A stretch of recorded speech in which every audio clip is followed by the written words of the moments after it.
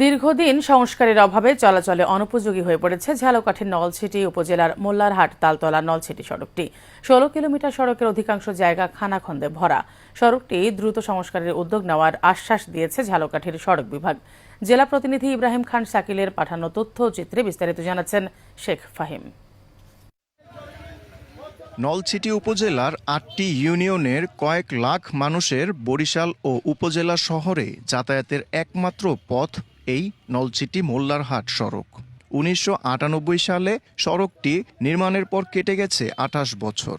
সড়ক ও জনপথ বিভাগ মাঝে মধ্যে ইট বালু দিয়ে মেরামত করলেও এই সড়ক দিয়ে বছরের পর বছর ঝুঁকি নিয়ে চলছে যানবাহন।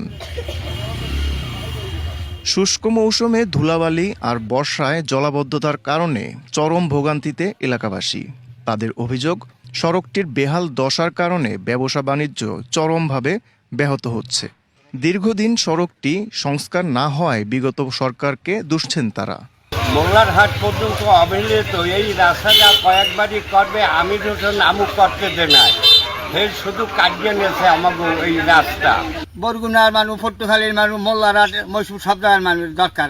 এই রাস্তা হয়েছে আমি তখন খুব ছোট মনে আছে, 2004 সাল 5 সালে হবে। এরপরে আর এই রাস্তায় কোনো রকম কোনো কাজ হয় নাই।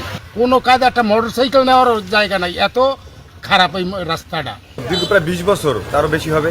রাস্তার দুরবস্থা, গাড়ি চলাচল করতে পারে না, জনদুর্ভোগ, একটু বৃষ্টি হলে পানিতে ভরে যায় রাস্তা।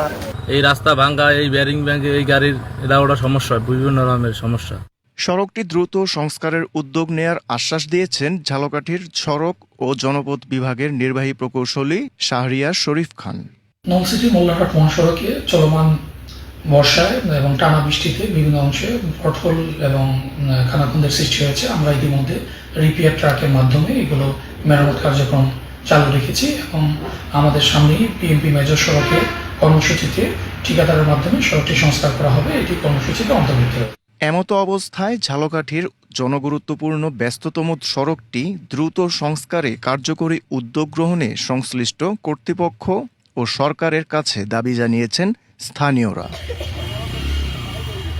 Sheikh Fahim, Asian television.